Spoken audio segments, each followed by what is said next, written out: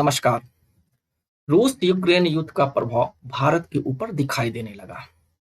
कुछ प्रभाव तात्कालिक होंगे, कुछ प्रभाव दूरगामी होंगे। माना जाता है कि कोई ऐसा क्षेत्र न हो जहां पर इस युद्ध का प्रभाव दिखाई न दे।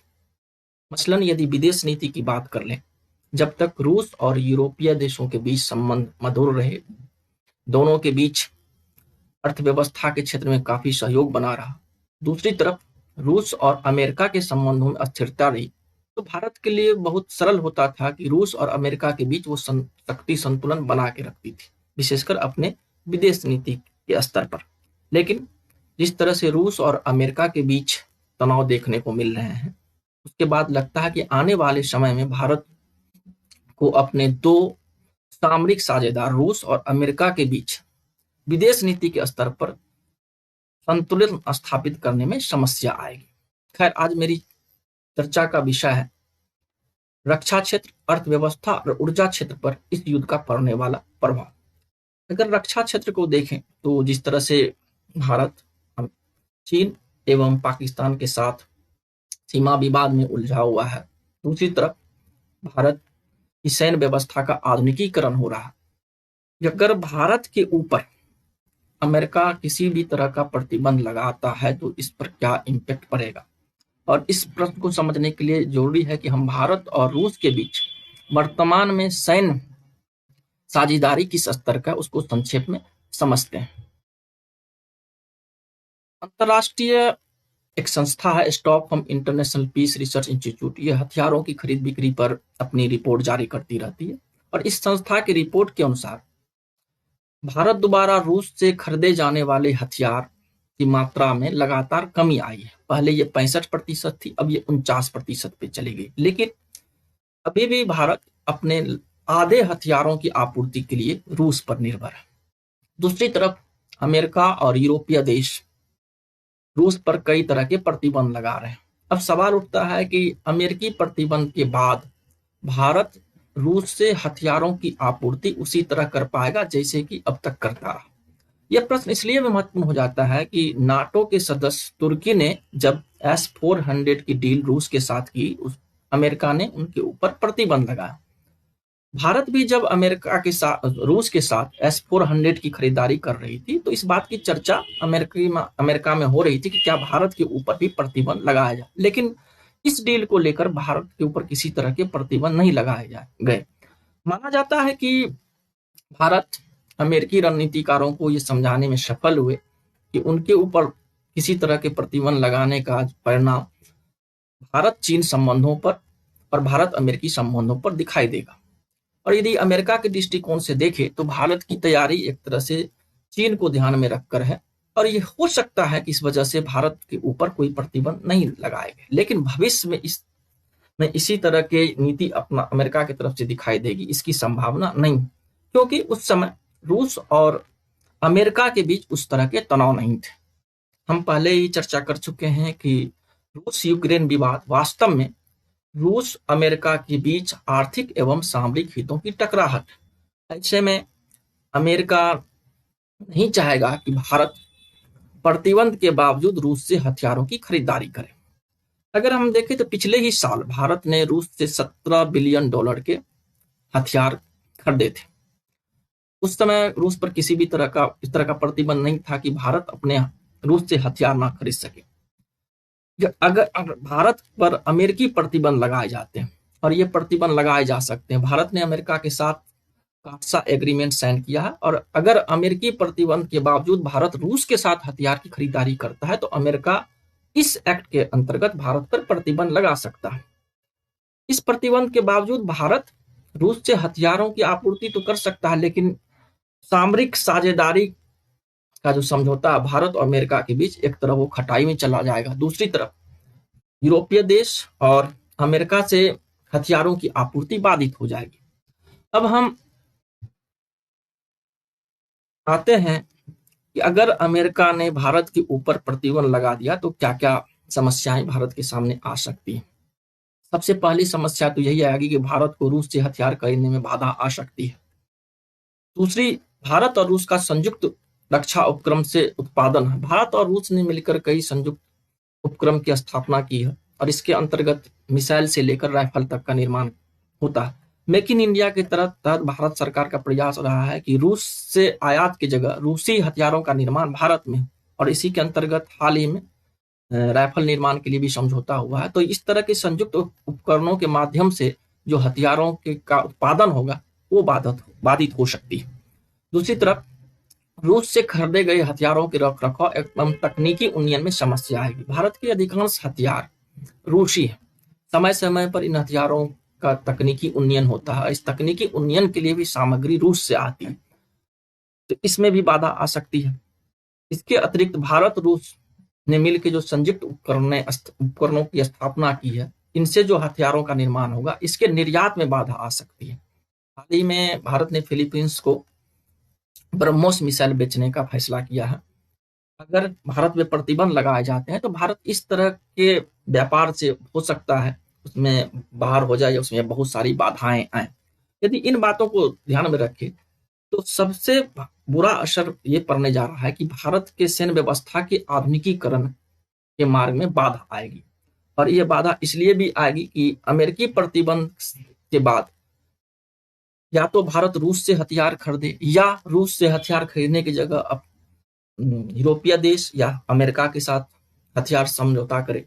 लेकिन हमें लगता है कि जिस तरह से भारत और रूस के संबंध रहे हैं, भारत अभी भी जिस तरह से रूस के हथियारों पर निर्भर है, रूस के साथ हथियार समझौते को टालना या रूस से हथियारों की खरीदारी को टालना भारत के लिए संभव नहीं होगा।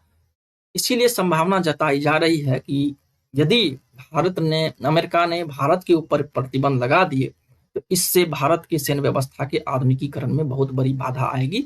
अन्य बाधाओं के बारे में हम अभी चर्चा कर ही चुके हैं। अब हम अर्थव्यवस्था पर पड़ने वाले प्रभाव के बारे में संक्षिप्त चर्चा करेंगे। रूस पर प्रतिबंध लगाए गए हैं। हालांकि यूरोपीय देशों ने अभी तक रूस से आने वाले प्राकृतिक गैस एवं तेल पर प्रतिबंध नहीं लगाया है। इस संदर्भ में जर्मनी का बयान यह है कि हम रातों रात रूस से आयातित होने वाले गैस एवं तेल पर प्रतिबंध नहीं लगा सकते। इसका अर्थ यह भी हुआ कि भविष्य में प्रतिबंध लगाए जा सकते हैं। हालांकि भारत और रूस के बीच यदि गैस और तेल की बात करें तो बहुत कम है। लेकिन अगर यूरोपीय देश रूस की जगह अन्य क्षेत्रों से अपने गैस और तेल की आपूर्ति करते हैं तो स्वाभाविक है कि अंतर्राष्ट्रीय बाजार में आपूर्ति और मांग के बीच संतुलन बिगड़ेगा, जो कि वर्तमान में हम देख भी रहे हैं कि तेल के दाम में वृद्धि हो रही है। एक समय तो कच्चे तेलों का दाम $135 प्रति बैरल चला गया था, और रूस की तरफ से संभावना जाहिर की गई है कि यदि उनके ऊपर प्रतिबंधों को कठोरता से लागू किया तो कच्चे तेल का दाम $300 प्रति बैरल चला जाएगा। अभी इसका भारत के ऊपर क्या प्रभाव पड़ेगा? भारत अपनी आवश्यकता का 85% कच्चा तेल आयात करता है। पिछले वर्ष भारत ने $100 बिलियन खर्च किया था कच्चे तेल के आयात पर।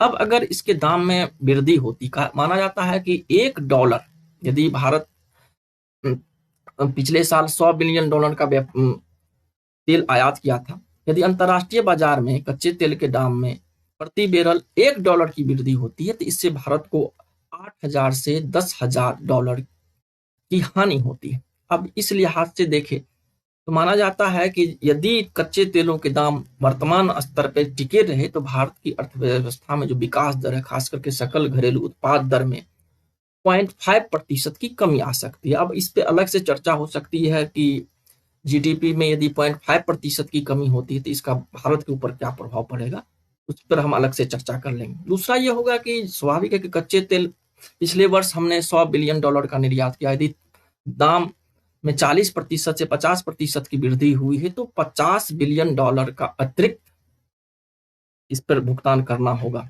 और इसके वजह से भारत का व्यापार घाटा बढ़ेगा, चालू खाते पर घाटा बढ़ेगा, उसके बाद विदेशी मुद्रा भंडार में गिरावट आई। मतलब ये कि व्यापार घाटा बढ़ेगा, चालू खाता बढ़ेगा, विदेशी मुद्रा भंडार में गिरावट आएगी, और जीडीपी में 0.5 से 1% तक की गिरावट आ सकती है। तो ये तो हमारा ऊर्जा क्षेत्र हुआ जहां ऊर्जा सुरक्षा की बात कर रहे थे। अब भारत का ऊर्जा सुरक्षा इस वजह से प्रभावित हो सकता है। इस पर कम से कम नकारात्मक प्रभाव तो दिखाई देने लगे। इसके बाद कहा जा रहा है कि भारत में जो उर्वरकों का निर्माण होता है उसमें प्राकृतिक गैस पर उसका उत्पादन आधारित है। रूस यूरोप को सबसे अधिक प्राकृतिक गैस का निर्यात करता है।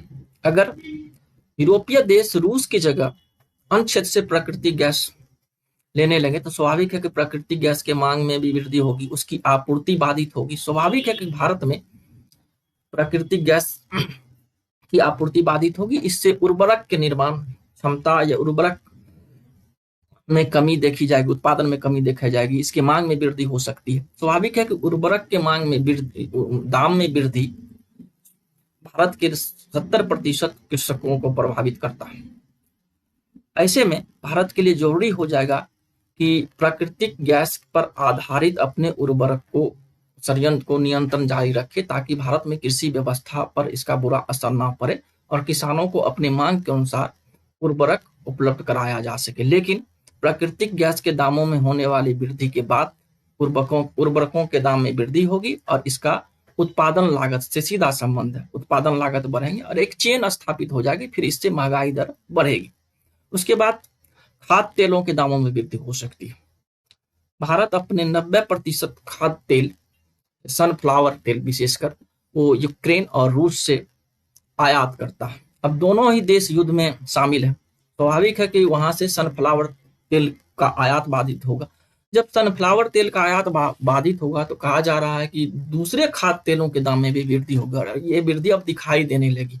भारत जो मलेशिया और इंडोनेशिया से पाम ऑयल मंगाता है उसके दामों में वृद्धि हुई है, क्योंकि अंतर्राष्ट्रीय स्तर पर खाद्य तेलों के उत्पादन में गिरावट आ रही है। इसका असर फिर भारत की महंगाई पर पड़ेगा। इसके बाद देखें तो इन तमाम मुद्दों का असर भारत के डॉलर पे दिखाई दे रहा है। रुपये में लगातार गिरावट आ रही है और सबका मिला जुला परिणाम ये होगा कि भारत में मुद्रास्फीति में वृद्धि, संक्षेप में कहें तो महंगाई में वृद्धि। और महंगाई में वृद्धि का मतलब है कि भारत के प्रत्येक लोग इससे प्रभावित होंगे।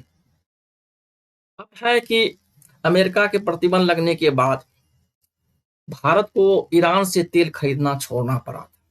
अब देखना यह होगा कि अमेरिकी प्रतिबंध के बाद यूरोपीय देश रूस से तेल और प्राकृतिक गैस खरीदना छोड़ते हैं या नहीं छोड़ते हैं, या फिर प्रतिबंध लगने के बाद अन्य क्षेत्रों, रूस के जगह अन्य क्षेत्रों से इसकी आपूर्ति करते हैं। यदि यूरोपीय देश रूस से गैस और तेल की आपूर्ति को जारी रखते हैं तो आने वाले समय में कच्चे तेल के दाम में भी गिरावट आएगी, इसकी आपूर्ति भी बनी रहेगी। ठीक उसी तरह के हालात प्राकृतिक गैस को लेकर के है। लेकिन देखा गया जब अमेरिका ने ईरान पर आर्थिक प्रतिबंध लगाए थे तो उसके बाद तमाम देशों को ईरान से तेल खरीदना छोड़ना पड़ा, क्योंकि इस प्रतिबंध का स्वरूप ही ऐसा होता है कि अमेरिकी प्रतिबंध के बावजूद यदि आप उस तरह के आयात निर्यात में शामिल होते हैं तो अगला प्रतिबंध आपके ऊपर लगाया जाएगा। तो अर्थव्यवस्था का एक क्षेत्र दूसरे क्षेत्र को प्रभावित कर रहा है। कृषि लागत में वृद्धि होगी, कृषि लागत में वृद्धि से भी महंगाई बढ़ेगी। डॉलर की यदि मूल्य में, रुपये के मूल्य में गिरावट आती है तो स्वाभाविक है कि भारत का व्यापार संतुलन बढ़ेगा, भारत का भुगतान संतुलन बढ़ेगा। इसका मिला जुला असर ये होगा कि भारत की अर्थव्यवस्था में गिरावट आएगी। इन्हीं बातों को संक्षेप में समझिए कि यह युद्ध भले ही रूस और यूक्रेन के बीच हो रहा हो, लेकिन इसका प्रभाव भारत पे भी दिखाई दे रहा है और विश्व के अन्य देशों पर भी दिखाई दे रहा है। धन्यवाद।